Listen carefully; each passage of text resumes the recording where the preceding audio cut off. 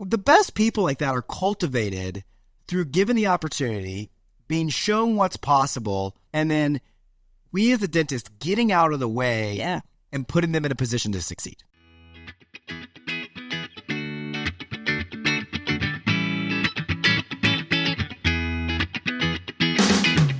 Welcome back to the Millennial Dentist Podcast, a podcast all about working smarter, not harder. Pushing dentists to go beyond dental school dentistry and build the practice of your dreams. Here is your host, the Millennial Dentist himself, Dr. Sully Sullivan. Welcome back, everybody, to the Millennial Dentist Podcast. Yeah, just super pumped to be here with you. I feel like I normally say that. I'm like, yeah, let's go podcasting. But yeah, I do love the podcast. Hey, today we got a super fun guest. We have Dr. Allie Frounfelter from Evansville, Indiana on. Some of you know Allie. She's a riot. She's super fun, and she's an amazing clinical dentist. So it'll be fun to talk to her about today. Before we get started, just remember that, you should come check us out at 3D Dentist. That would be great. Hey, we'll probably talk a little about smile design today. So we have an awesome smile design track as it pertains to cosmetic dentistry, the fundamentals of things. So if you're looking to really comprehensively treatment plan and get into 3D printing, cosmetic dentistry, you need to check out all our smile design stuff at 3D Dentist. Okay, so without further ado, let's bring in Dr. Allie. Hello. What's up, Allie? It's great to be here. Welcome to the podcast. Have you ever been on my podcast before? I haven't. First time. Well, first time. Long-time listener, first-time caller, huh? I love that. Yep. So how are things going? Tell us about why you're here. Things are great. I'm here to help mentor the 3D Smile Design course with Tim Anderson. So it's been a great course. We're on day 2, about halfway through, learning a lot. Full course, too. Love that. Yeah. It is a full course. Okay, so let's go back. So, Allie, tell the listeners a little bit about Allie, a little about your practice. You practice with your husband, Adam. Sure. He's my best friend. Shout out to you, buddy. But give the listeners a little feedback on just who Allie is. Okay. The dentist. The dentist, Allie. Well, right now I consider myself a cosmetic dentist. I'd say you're a cosmetic dentist too. Yeah. But before I was, just general dentistry, kind of did a little bit of everything. Obviously loved the cosmetic side, but didn't quite have it fit into my schedule to be able to do it. You can talk to me too. You don't have to look over there. Okay. You Okay. can look where you want. You can. I wish I could see Allie. She's staring off into the camera. Well, I'm I don't know where we're supposed to look. No, just look at me. But my husband and I own a practice in Evansville. We've got 2 partners that work with us. My goal is to continue to do more and more kind of emotional dentistry with cosmetic cases. So how long have you been practicing? Since 2011. So 2011, you get out. You didn't mention your dad as a dentist. Yes. You and Adam took over your dad's practice. Yep. And have seen crazy amounts of growth. Oh, yeah. With that practice, yes. right? Yes. And we really met. You came in through Aaron's sleep course kind of into the 3D world. Mm-hmm. And then you did mastermind with us, and that's kind of where we really got to know each other and get connected. But y'all went from a practice that was, hey, we're successful, but I don't want to say miserable, but we're successful, but life's chaotic. Sure. And it's not super sustainable, or we don't love the dentistry we're doing, to how do I do different dentistry? Yes. I think the only way we knew how to grow was to run faster, more volume, see more people, run 2 or 3 columns on our own, and then check 6 hygiene and just keep running every day. And from a CE standpoint, where were you clinically? Well, I was a CE junkie. I mean, you name it, I'd do it. Seattle Study Club, we did the whole Dawson curriculum. I knew how to do a lot of things. I just didn't know how to implement them into my practice. Were you doing a lot of that fancy dentistry that you learned how to do yet? No. I mean, maybe every once in a while somebody would want me to do a case, but it'd be 3 months before I could get them in. And this is a good conversation because kind of what I want to talk about, because to me it's okay, how do we learn to do things but then actually do things? Right. I just released a podcast not too long ago, maybe the last episode. That's called the devil's in the literal details. Right. And in that the irony is people think of that as a positive thing. I need to know all the details. And what I'm kind of seeing more and more is that the details are ultimately what's holding people back. Oh, for sure. So you always say analysis by paralysis. I knew too much information. And then I didn't even, I was afraid if I did anything, I would mess up or fail or, it would be wrong. Did you have failures? Yeah. So you had some failures? Sure. Yeah. So I just want to, so walk me through then kind of like the process of like, you go back, you go learn all the CE, and then you come back, and then where would you get stuck? I'd get stuck at like trying to educate the patients as to why they should do this. You know, I could see it all and I'd be like, you know, your teeth are going to fall out or you're going to grind them down to nothing. Or it was just educate. Like I learned this and that wasn't resonating with people. They weren't like, oh, you know, yeah, I'm going to sign up for it now. So now you kind of fast forward. Yeah. And now from, like you said, you would call yourself a cosmetic dentist. Yeah. What changed? What changed? Because you do, how many cases do you, how many larger cases do you do a month now? Probably like at least once a week, 4, you know, I'd say. That's a significant, most people would love to do sure 1 a month, let alone 4 a week, 4 a month. Yeah. What changed? What would you, like, try to nail it down for like, what are like the top 3 things that you would say were reasons why you're now doing 4 big cases a month with no more clinical CE really? No. Or very little clinical CE more than where you were. Yeah, just the only CE we've done is to go from the analog way to the digital way. Yeah. Well, I think just getting out of my own way. I mean, you and I had that one conversation during masterminds, and you said, how are you doing these cases, or what's your process? And you know, I was the one slowing down the process, thinking again back to the details that I had to have everything in line and know exactly what I was going to do instead of just giving people what they want, which is pretty white, straight teeth. Was it your confidence or the patient's confidence in you think? I think both. I think I got more confident. I think my team was behind me too. I think my team had more confidence in me than I did. They're like, you can do this. We've seen your before and afters. Like, why aren't we doing more of this? So that was huge. And then just, again, getting out of my own way and quit worrying about something going wrong. Give me an example of that. Of worrying about something going wrong? Yeah. Oh, like people hear this and like, I think the challenge is like, okay. What is the actual things that well, I'm gonna, we're fearful of? Okay. I'm going to open them up for a wear case, open them up, and then I'm going to mess their bite up and they're not going to be able to chew and function. And I think you asked me, you're like, well, how many times did that happen? I'm like, never. That was like, that was like a defining moment in our like dental relationship of being like, because I do remember this. It's like you being like, well, what happens if I open them up and then they can't tolerate that bite? And I was like, well, has that ever happened? And you were like, well, no. And I was like, perfect. Let's now make all our decision making processes around something that happens 5% of the time or 1% of the time and not move forward with it. Right. I mean, I had to get out of my own way. So, and I think I had to be less calculated. I think type A dentist wants everything perfect. Like I had to be a little less calculated. Well, I think part of it is because I don't want people to hear this and downplay that you just can go do stuff. No. Like there's a level of like, hey, I need to have some level of clinical skills, understanding occlusion, understanding.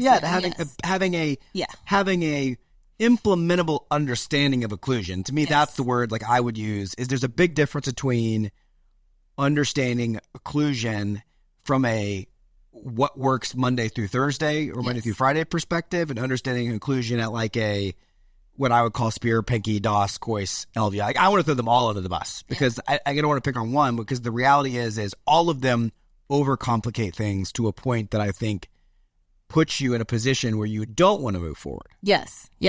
I was afraid of what if the tooth breaks, or what if their bite's wrong, or what if I mess up their jaw, or what if I it's funny, what if we talk about the barriers for patients all the time, right? Time, fear, money, and trust. Yeah. And it's funny to me because those barriers, it's the same that hold us back from typically doing more of the dentistry we want to do. It's fear that I'm going to jack things up. Yeah. It's fear that I'm going to it's not going to look right. The outcome's not going to good. Then I have to redo something. It's the fear. There's a money component to it. Do I want to buy the technology? Do I spend the money on the printer? Do I spend the money on ExtraCAD? Do I spend the money on Cone Beam? All this stuff. It's the time. I'm too busy. Right. Doing all this other stuff to slow down. It's just so interesting when you think about kind of like just the natural buying and fundamental working process of what is it? And I think it's a good question to ask like the listener, like as you're listening, what is it when you think about time, beer, money that's holding you back? And what are you doing to overcome those barriers? Yeah. I mean, mine was definitely fear. I mean, for sure. Just afraid of messing up. Yeah, you have no problem So- spending money. Yeah. You know, that's definitely not the issue. I've seen your P&L, and I've drank champagne with you. You have no problem spending money.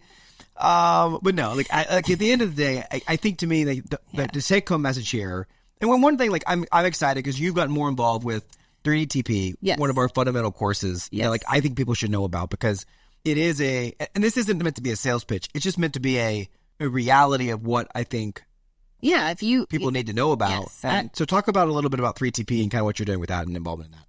Okay. So 3D TP is just, treatment planning with digital dentistry. So, being able to see the dentistry and then knowing what to do, how to fix it or how to treat it, basically. Yeah, I think it's going from like, hey, not only I'm going to move beyond single tooth dentistry, Yes. into quadrants, to arches, and ultimately to smile design. Yeah. Right. Like I want to be able to see dentistry at a different level and be able to feel confidently treatment planning and presenting dentistry that goes beyond. It's the dentistry we basically always wanted to do, by the way. Yeah. And it's not necessarily fancy dentistry. Like I look at, or maybe it's just not complex. Like prepping 8 teeth is no different than prepping 1 teeth with some understanding of some basic fundamentals, Right. where teeth go in the face, Right. how that affects the occlusion. That's the kind of stuff that we go through in 3D TP. And I think what we do a good job of is we just minimize the noise. Yes.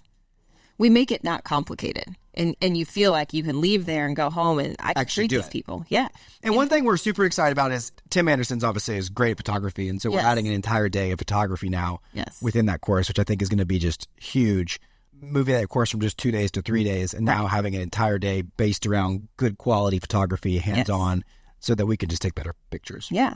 Yeah. And better pictures so that, you can see the dentistry, the patient sees it. It's The before and afters, Yeah. being able to reuse that stuff Yep. for all that, that's really, that's valuable. Yeah. And then I think the other important thing was that I then, once I felt like I got out of my own way, was having time on the schedule. So, Yeah, to actually implement and do the yes, stuff. I don't have to tell somebody, I can fix your teeth in 3 months. I think I can do it in September, the 1st of September.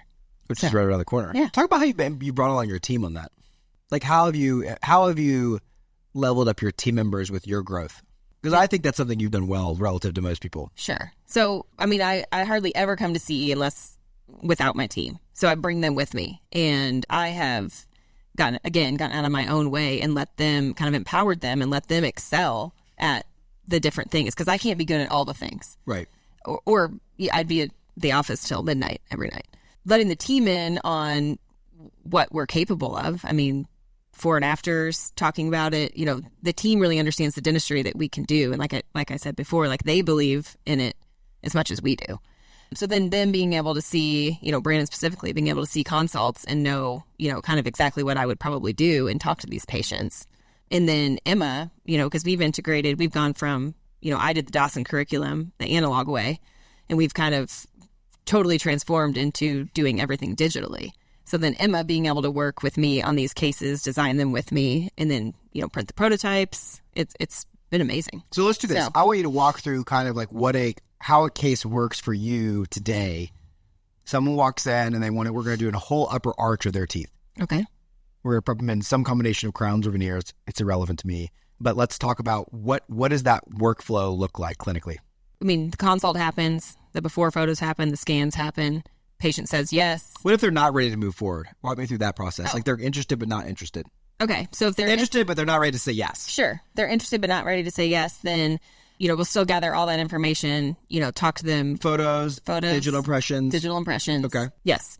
And then try to understand what the patient wants, what they like or don't like about their teeth. And then, we'll have them back probably within a week or two and do what we call a trial smile. Okay. So, which is what we're learning right now in smile design.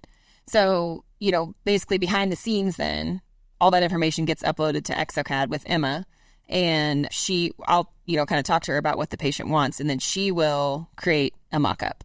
So using the photography, the digital scans, so you can see what this would look like in the patient's face. And then it's actually printed, and the patient comes back, and 3D printed. 3D printed, yes. 3D printed. It's a little shell that just slides over the facial of the teeth, and we'll try it in, take pictures, so the patient can really see, what's possible. What it would actually look like to you from like a snap-on smile perspective. Yeah. And then, and you've had some pretty good success with that. Yes, we've had great success with it. We'll put How often are you doing those? Oh, I mean, we do several a week at least. Amazing. Yeah. That's amazing. Yeah. I mean, that's pretty cool that you've implemented that. And you started, that's a combination of having Exocad, having the printer. Sure. You have a Sprint printer? Yes. What resins are you printing in? So we're printing those in Apex. Okay. So denture tooth resin, that Apex. I have not printed in that yet. So I need to. It's real nice. Real nice, huh? Real nice. Okay. I need to check that out. It's probably expensive. You give everybody bleach? Does everybody get bleach? Yes, everybody gets bleach. I love that. All right. And so, okay, so we do this. So now, yeah. So now the patient says yes. Yes. They've strided in. You've taken pictures. You send them home. They say yes. Yep. Now, what does the process look like? So now the process is usually sedation. So we're doing, if they say yes that day, we're doing an oral sedation consult that day, getting all the paperwork, consents, all that stuff done. Yep. And then, realistically, they could be back within a week if I've got the opening. And what we'll do behind the scenes then is make our, just like you'd send to the lab to get a wax up, we do a digital working mock-up on our own. So Emma mans that. I check it, check the occlusion, make sure the smile is where it needs to be, like the smile fits in the face, teeth fit in the face. So we go from basically this, it's not the same design. No. It's a different design now. So the design you did for the Snap-on becomes different. It gets transformed, so to speak, into a more functional, idealized. Yeah. So we're able to look at the occlusion, everything. And just for the listeners' sake, because I think this is important, Emma was an assistant? Emma was an assistant. That's how old? She's 23. 23 years old. That's been in dentistry how long? Yeah, a couple years. I just want people are like, well, where do you find these? Like, these people are homegrown. Like, it's a little bit of like giving someone, and I think I remember, like, Emma came to the summit last year, 2 years ago. Yep. And saw Tim. Yep. Do his smile design lecture, and basically was like, hey, I want to learn to do that, right? Yes. And like people. I want to do 3D printing. You're about to hear this stuff. The best people like that are cultivated through given the opportunity, being shown what's possible, and then we as the dentist getting out of the way and putting them in a position to succeed. Yes. Like that take home, a 23-year-old girl who's been in dentistry for maybe not very long, who was kind of destined to a life of like sterile tech / low assistant on the totem pole, now gets elevated into being able to be really a critical part of the highest end dentistry that you do in the practice. Sure. It's awesome. It's awesome to see her excel. And she's better at it than me. She does it all day. And part of it is like, look, so and she fits the right age. Like that type of person they're dynamic on a computer. Like they don't, she doesn't know life without a computer. So for you, then it's a matter of, and I love what you said, how your role in that is basically to help her then start to understand some level of occlusion, where teeth go, the position, and that sort of thing. Yeah. To kind of move them along. Okay, so she redesigns that. Yep. You check it out. Yep. Patient's back now within typically, probably as soon as a couple days or a week. Sure. If we schedule allows. Yeah. We sedate them. Mm-hmm. And then you go, what does prep day look like? So how do you leverage the stuff that you've done? Oh, well, we'll print, so that mock-up, I'll print the working model. So I want to have the model just in case. The model that's now got the mock-up, it's the new model. The new model. It's got the mock-up. Yep. So I'll print that, make a putty matrix of it, and that's just basically for backup in reduction guides. So you've got your washed putty matrix that you basically can use for temporaries at the end. Yep. Okay. Yep, and then some reduction guides. And you make reduction guides, I'm assuming, just off that? Yeah. Yeah, buccal and lingual reduction guides. And those are like how do you make your reduction guide? Just like where you mix the two putties together? Mix the two putties together. Is that what you do? Like put it over it and then slice them and... Yeah. I remember that from like dental school. Yeah. Yeah. I need to use more reduction guides probably. Sure. Yeah. That's probably an area I should improve on. And the point of that just is so that when we go to the finals, that the porcelain is even thickness and you can make everything beautiful and match. So. Well, if everything's opaque. Yeah. Then it doesn't matter. Yes. And then depending on how the, what sort of, if it's additive especially, you can use the putty matrix, put the temporary material in it, slide that over the patient's teeth before you even start prepping, and then prep through that. So basically prep off, so you don't over prep. I love that. We're getting clinical today. I like it. Super calculated. That is calculated. I just get there, like, I'm like close an eye like that. And like, that looks pretty good. We got thickness there. Yep. So say this patient, we're doing their whole upper arch and maybe they need a couple crowns and fillings on the bottom or something. So my protocol would then be, I get the upper 6 prepped, take a bite, Exaflex. No, what am I looking for? Blue Mousse.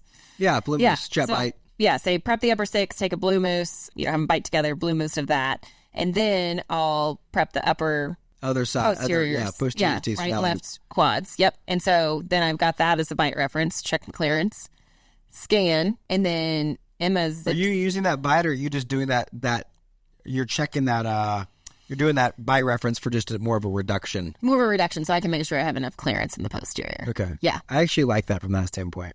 Yeah.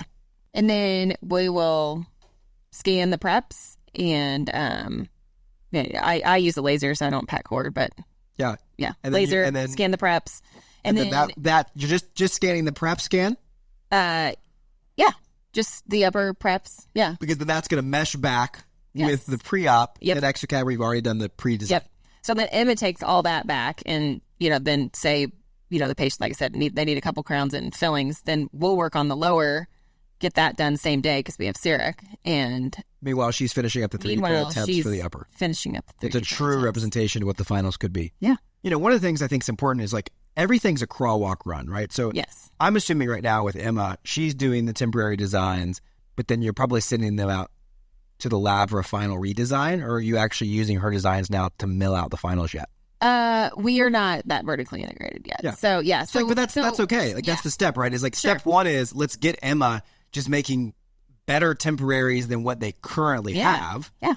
And then step 2 will be all of a sudden we'll start to say, hey, your temps look pretty good. Right. You'll fall into the right patient whose maybe bar isn't quite as high. Yeah. And then that allows us to make the next step of vertical integration, which is now taking that same design or modifying it slightly and then moving it into your big mill. Yes. To where now you could mill out everything in office. Right. Yeah. And so right now our protocol is they come back usually the day after. We check the temps, check bite, see what they like, don't like.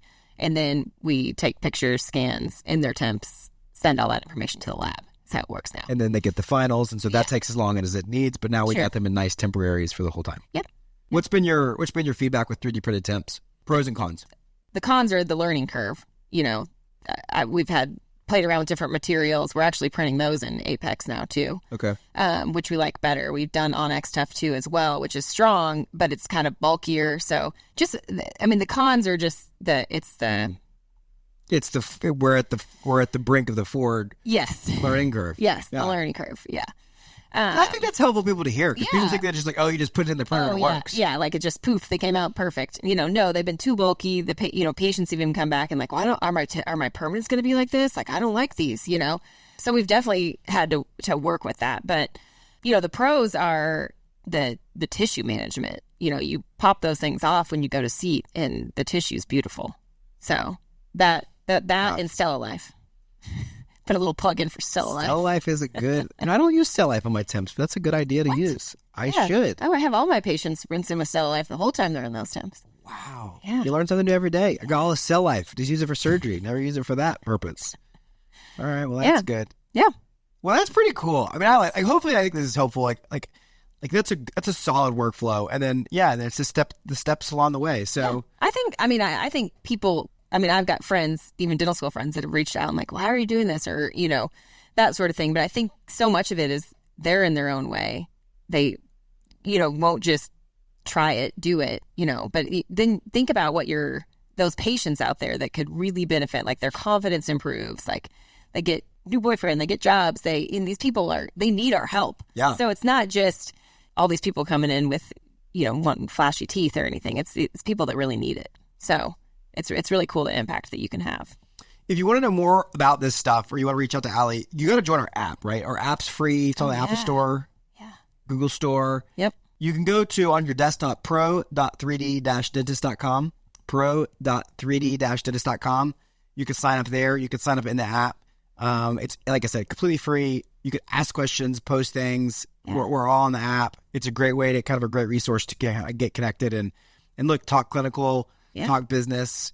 And then if you come to some of our courses, we got, special, all sorts of stuff, special stuff where you can post cases and everybody helps each other, and it's awesome. But seriously, 2 courses that you should think about considering doing. 3DTP is kind of what I think is like the fundamental course. This is going to be something, it's going to be similar to your intro course for like a Spear, Kois, Dawson, Pankey kind of LVI type thing. Yes, but it's a core curriculum. Super uncomplicated. Yes, that's been uncomplicated for sure. Yes, you will. And then the second part of that is level 2, and then depending on where you're at with level 1, you go straight to level 2 is our smile design course, which is what's happening this weekend.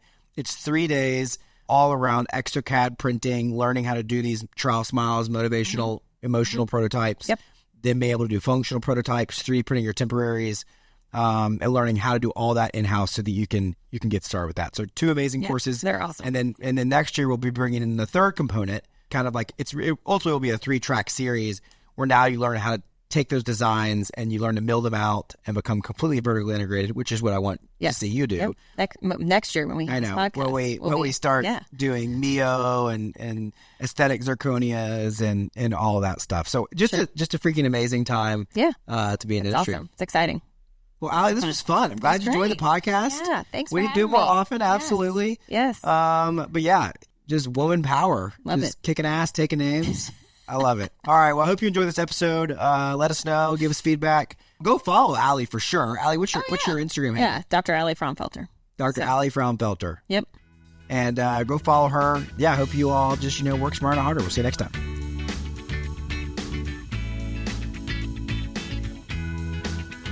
Thank you for listening to The Millennial Dentist. Visit us online at millennialdentist.com.